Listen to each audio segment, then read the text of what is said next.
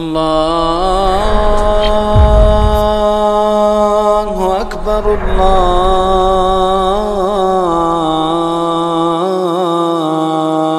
اکبر۔ تو کہنے کا مطلب یہ ہے کہ یہ احرام کی سنتوں میں سے ہیں۔ اب ہم آتے ہیں آگے، محظورات احرام کئی چیزیں ہیں لیکن اس کو بعد میں اس لیے کہ وقت نہیں رہ جائے گا۔ دیکھیے حج کا آسان سا اور مختصر سا طریقہ یہ ہے کہ انسان جب میقات پر پہنچ جائے تو اولاً تو اپنے عام جو کپڑے جسے علماء عموماً سلے ہوئے کپڑے کہتے ہیں اس کو اتار دے، اتار کر کے غسل کرے، اچھی طریقے سے غسل کرے، بلکہ علماء کہتے ہیں جس طریقے سے جنابت کا غسل کرتا ہے، جنابت کے لیے یعنی اچھی طریقے سے غسل کرے۔ یہاں پر ہمارے بہت سے بھائی یہ غلطی کرتے ہیں، اس کی وجہ سے بڑی گندگیاں وہاں پر پھیل جاتی ہیں کہ اپنے غیر مرغوب بالوں کو بھی وہیں صاف کریں گے۔ اللہ بندے یہاں سے صاف کر کے جاؤ، ناخن یہاں سے کاٹ کر کے جاؤ، ہے کہ نہیں؟ اس لیے احرام کی سنتوں میں سے ناخن کاٹنا یہ چیزیں داخل نہیں ہے۔ پہلے علماء اپنی کتابوں میں کیوں لکھتے آئے ہیں؟ اس لیے لکھتے آئے ہیں کہ پہلے احرام ہفتوں اور مہینوں کا ہوا کرتا تھا، اگر انسان نے پہلے نہیں کاٹا ہے تو اسے تکلیف ہوگی نا، اس لیے اپنی کتابوں میں ذکر کرتے آئے ہیں، ورنہ نبی کریم صلی اللہ علیہ وسلم کی سنت میں کہیں اس کا ذکر نہیں ہے۔ تو کپڑے اتار کر کے انسان غسل کرے، اچھی طریقے سے غسل کرنے کے بعد خوشبو لگائے، خوشبو لگانے کے بعد دو کپڑوں کے اندر وہ ملبوس ہو جائے، دو کپڑوں میں ملبوس ہو جائے۔ مردوں کے لیے اور عورتوں کے لیے کسی خاص کپڑے کی تعیین نہیں ہے، صرف ان سے یہ مطالبہ ہے کہ اولاً جو کپڑا وہ پہنتی ہیں وہ زیادہ خوبصورت دیکھنے میں زرق برق نہیں ہونا چاہیے، ہے نا، ایک چیز۔ دوسری چیز یہ ہے کہ وہ نوز پیس جسے کہتے ہیں، برقع کہتے ہیں، وہ استعمال نہ کریں۔ تیسری چیز جس سے ان کو منع کیا گیا ہے وہ یہ ہے کہ وہ نقاب جس کو کہا جاتا ہے وہ نہ پہنے، ہے نا، برقع اور نقاب۔ تیسری یا چوتھی جس سے منع کیا گیا ہے وہ یہ ہے کہ وہ دستانہ استعمال نہ کریں عورت، البتہ اپنے چہرے کو اور اپنے ہاتھ کو وہ عام چادروں سے اس کو چھپائیں۔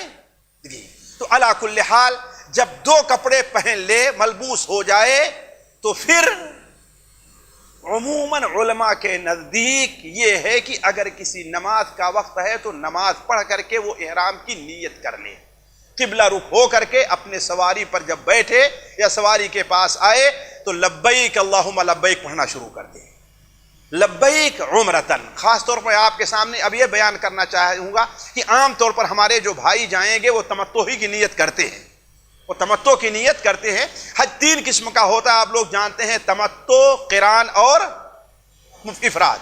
تمتع، قران اور افراد یہ تین ہوتا ہے۔ تمتع یہ ہے ساتھیو کہ انسان میقات سے صرف عمرے کا احرام باندھے، نیت ہے کیا حج عمرے دونوں کی، لیکن میقات سے صرف عمرے کا احرام باندھے اور جا کر کے عمرہ کر کے حلال ہو جائے، پھر 8ویں ذی الحجہ کو چاشت کے وقت جہاں پر ٹھہرا ہوا ہے وہیں سے حج کا احرام باندھ لے۔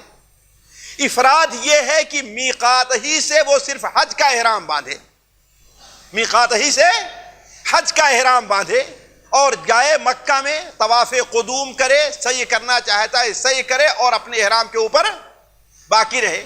تیسرا حج قران ہے، قرانہ کے معنی ملانے کا ہوتا ہے، گویا اس نے حج عمرے کو ایک ساتھ ملا لیا ہے۔ وہ میقات پر سے حج عمرے دونوں کا احرام باندھے، مکہ جائے گا، طواف قدوم کرے گا، سعی کرنا چاہے سعی کرے گا اور اپنے بال کو کٹائے گا نہیں۔ بہت سے لوگ کہتے ہیں ہم تو حج قران کی نیت سے آئے تھے اور بال کٹا لیا، بال کو نہیں کٹائے گا۔ اسی حالت میں وہ مکے میں جہاں ٹھہرنا ہے ٹھہرے گا یا منی میں، اور اسی حالت پر باقی رہے گا یہاں تک کہ 8ویں ذی الحجہ آ جائے۔ لیکن میں آپ کے سامنے حج تمتع جو سب سے افضل حج ہے، نبی کریم صلی اللہ علیہ وسلم نے اپنے صحابہ کو اسی کا حکم دیا تھا، خود آپ صلی اللہ علیہ وسلم نے اسی کی تمنا ظاہر کی تھی، آپ نے اسی کی تمنا ظاہر کی تھی، اور اس لیے بھی کہ اسی میں امت کے لیے آسانی ہے۔ یہ تین وجہیں ہیں جس کی وجہ سے کہا جا سکتا ہے کہ تمتع افراد اور قران کے مقابلے میں افضل ہے۔ پہلی چیز کیا ہے کہ نبی کریم صلی اللہ علیہ وسلم نے اسی کا اپنے صحابہ کو حکم دیا تھا، بلکہ بعض صحابہ جو تردد رہا تو آپ کو غصہ آیا اس کے اوپر۔ دوسری چیز یہ ہے کہ آپ نے خواہش ظاہر کی تھی، آپ نے فرمایا جیسا کہ حضرت جابر بن عبداللہ کی حدیث میں ہے کہ لو استقبلت من امری مستدبرت ما سقت الہدی، آج جو چیز ہمیں معلوم ہوئی ہے کہ تمتع کرنا چاہیے، اگر یہ مجھے پہلے اس کا علم ہوتا یا یہ علم ہوتا کہ تم لوگ اس طریقے سے تردد سے کام لوگے تو میں اپنے ساتھ ہدیے کا جانور لے کر کے نہ آتا اور میں بھی تمہاری طرح حلال ہو جاتا۔ اور تیسری چیز یہ ہے کہ اسی میں امت کے لیے آسانی ہے۔ نبی کریم صلی اللہ علیہ وسلم کو جب بھی اللہ تعالیٰ نے دو کاموں میں سے کسی کے اختیار کا انتخاب کا اختیار دیا ہے تو آپ صلی اللہ علیہ وسلم وہی کام اختیار کرتے تھے، اسی کا انتخاب کرتے تھے جس میں امت کے لیے آسانی ہوا کرتی تھی۔ تو تمتع یہ ہے جیسے ہم نے کہا کہ میقات سے احرام باندھے جب تلبیہ پڑھنے لگے تو کہے گا لبیک اللہم لبیک لبیک عمرتن، لبیک عمرتن۔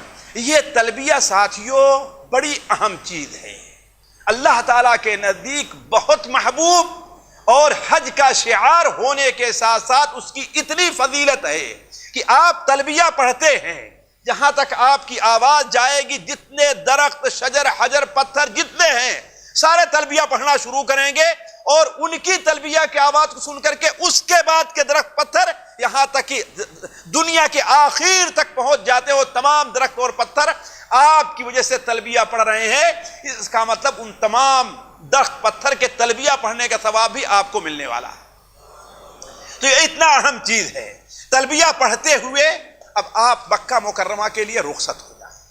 مکہ مکرمہ جب آپ حدود حرم میں داخل ہوں یا مسجد حرام تک جب آپ پہنچ جائیں تو اب تلبیہ پڑھنا آپ بند کر دیں، لیکن اس درمیان میں برابر تلبیہ پڑھنا، کبھی کبھی تلبیہ کے ساتھ ساتھ لا الہ الا اللہ وحدہ لا شریک لہ لہ الملک و لہ الحمد وہو علی کل شیء قدیر پڑھتا ہوا انسان چلا جائے۔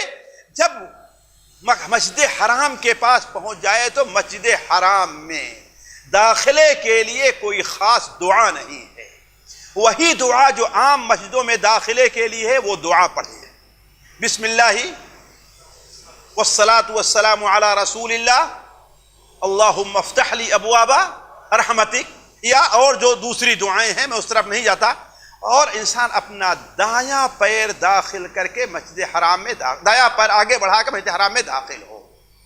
مسجد حرام میں داخل ہو کر کے جب خانہ کعبہ پر نظر پڑے تو حدیث میں تو نہیں ہے لیکن بعض علماء نے مستحب لکھا کہ عبداللہ بن عباس سے بالکل یہ بات ثابت ہے کہ وہ ہاتھ اٹھایا کرتے تھے، اور حضرت عمر رضی اللہ عنہ پڑھا کرتے تھے اللہم انت السلام ومنک السلام حینا ربنا بالسلام، ہے نا؟ تو یہ انسان پڑھنا چاہے تو پڑھ سکتا ہے، ایک صحابی رسول سے ثابت ہے، ورنہ کوئی ضرورت نہیں ہے۔ سیدھے انسان جائے کہاں پر؟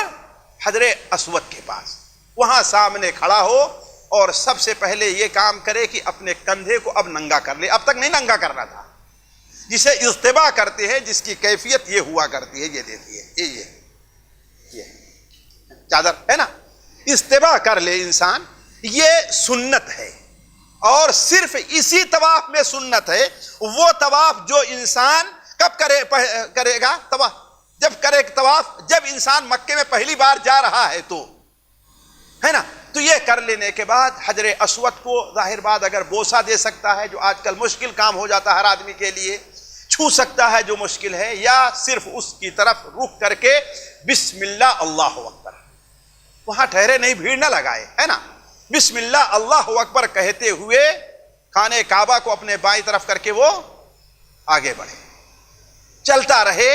اس طواف میں ایک اور چیز سنت ہے کہ اس کے شروع کے 3 جو چکر ہوں گے اس میں اگر انسان کو موقع ملے، جگہ ہو تو ہلکی دوڑ لگائے، اور وہ بھی اپنے کندھوں کو، جیسے پہلوان جب دنگل میں اترتا ہے تو جس طریقے سے آتا ہے ایسے انسان چلے، 3 چکر میں اور باقی 4 میں نہیں۔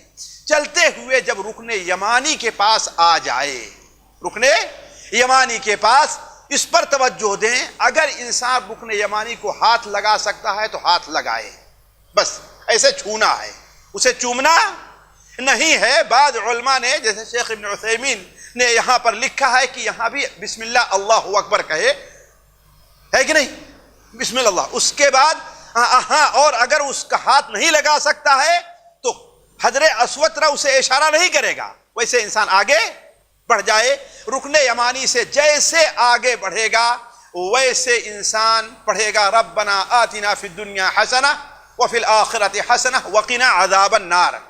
اگر بھیڑ بھاڑ میں ایک بار پڑھا ہو لیکن ابھی تک حجر اسود تک نہیں پہنچ سکا تو 2 بار پڑھے، 3 بار پڑھے، جتنی بار پڑھتا رہے یہاں تک حجر اسود تک پہنچ جائے، اور وہاں پہنچ کر کے اسے چھو سکتا ہے، بوسہ دے سکتا ہے، نہیں تو پھر اللہ اکبر۔ پہلے کیا کہا تھا؟ بسم اللہ اللہ اکبر، اب کیا کہے گا؟ اللہ اکبر کہہ کر کے اپنا چکر شروع کرے، اور رکن یمانی پر آئے تو وہی جو کچھ ہم نے بتایا ویسے ہی کرے، یہاں تک کہ 7 چکر پورے ہو جائیں۔ ان 7 چکروں کے لیے کوئی خاص دعا نہیں ہے، نہ کسی زبان میں کوئی خاص دعا ہے۔ ہمارے یہاں جو بازاری کتابیں پائی جاتی ہیں ان میں پہلے چکر کے لیے، دوسرے، تیسرے، یہ ان کا التزام کرنا یہ بدعت میں داخل ہے، یہ سنت میں داخل نہیں ہے، اس کو نہیں کرنا ہے۔ جب یہ 7 چکر پورے ہو جائیں تو انسان اپنے کندھے کو ڈھک لے، اور مقام ابراہیم یا مقام ابراہیم کے پاس جگہ نہیں تو کہیں بھی جا کر کے 2 رکعت نماز پڑھے، پہلی رکعت میں قل یا ایھا الکافرون، دوسرے میں قل ھو اللہ احد، اور نماز پڑھ لینے کے بعد بعض لوگ دعا کرتے ہیں، یہ دعا اللہ کے رسول سے ثابت نہیں ہے۔ پھر اگر میسر آئے تو 2 رکعت پڑھنے کے بعد انسان زمزم کا پانی پیے، اپنے سر کے اوپر بھی ڈالے، اور آ کر کے حجر اسود کو اگر چھو سکتا ہے یا بوسہ دے سکتا ہے، نہیں تو اشارہ کر کے کیا کرے، وہ صفا کی طرف روانہ ہو جائے۔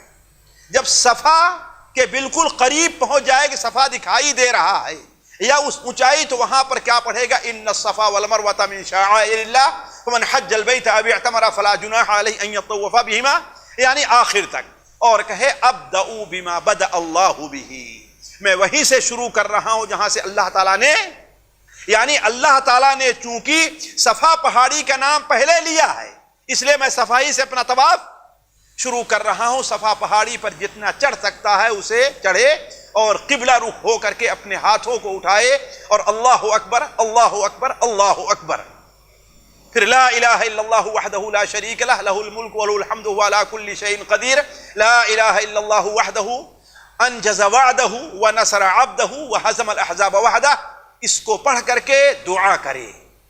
یہ دعا کی قبولیت کی جگہ ہے، اور آپ صلی اللہ علیہ وسلم لمبی دعا کی تھی۔ کچھ دیر دعا کرنے کے بعد پھر اس ذکر کو پڑھے، لا الہ الا اللہ وحدہ لا شریک لہ، پھر دعا کرے دیر تک، پھر دعا کرنے کے بعد پھر اس ذکر کو پڑھے اور مروہ کی طرف روانہ ہو جائے۔ مروہ کی طرف جب چلے گا تو جہاں پر سبز نشان آئے وہاں پر انسان کو دوڑنا چاہیے، انسان کو دوڑ لگانی چاہیے۔ نبی کریم صلی اللہ علیہ وسلم جب وہاں پر دوڑے تھے تو راویہ بیان کرتی ہیں کہ آپ کی چادر کا جو پلو تھا وہ اڑ رہا تھا، یہاں تک کہ آپ کی پنڈلی ظاہر ہو رہی تھی، یعنی گویا اتنے تیز آپ صلی اللہ علیہ وسلم دوڑ رہے تھے۔ لیکن اگر بھیڑ ہے، خطرہ ہے کہ ہم دوڑیں گے تو کسی کو چکر ٹھوکر لگے گی، تو ایسا نہیں، یہ ہمارے ساتھ عورتیں ہیں، اگر ہم دوڑنے لگے تو وہ غائب ہو جائے، پیچھے رہ جائیں گی، تو یہ دوڑنا واجب نہیں ہے، یہاں تک کہ صفا پہاڑی پر پڑھے۔ صفا پہاڑی پر جب چڑھ گیا، نہیں مروہ پر جب چڑھ گیا تو گویا اس کا ایک چکر پورا ہو گیا۔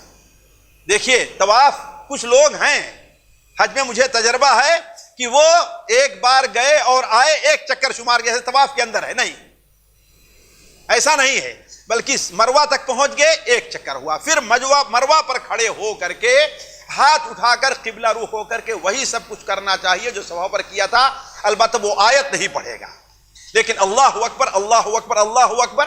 بعض روایات سے چلتا ہے کہ الحمدللہ الحمدللہ الحمدللہ لا الہ الا اللہ وحدہ لا شریک لہ لہ الملک وله الحمد وعلى كل شيء قدیر، آخر تک پڑھے۔ ایسے ہی 3 بار پڑھے گا اور درمیان میں 2 بار دعا کرے گا۔ پہلی بار پڑھا دعا کیا، دوسری بار پڑھا دعا کیا، تیسری بار پڑھا، اور پھر صفا کی طرف اب رخصت ہو گیا۔ صفا پر آ کر کے پھر وہی دعا اور ذکر کرے گا جو پہلے چکر میں کیا تھا، ہے نا۔ اسی طریقے سے پھر مروہ پر آیا، یہ 3 ہوا، صفا پر گیا 4، یہاں تک کہ صفا پر پہنچے گا تو 7 چکر ہو جائیں گے، مروہ پر پہنچے گا تو 7 چکر ہو جائیں گے. اب اس چکر میں دعا اور ذکر نہیں ہے. اس کے بعد انسان اپنے بالوں کو کٹا لے کہ چھلا لے، چھلانا افضل ہے.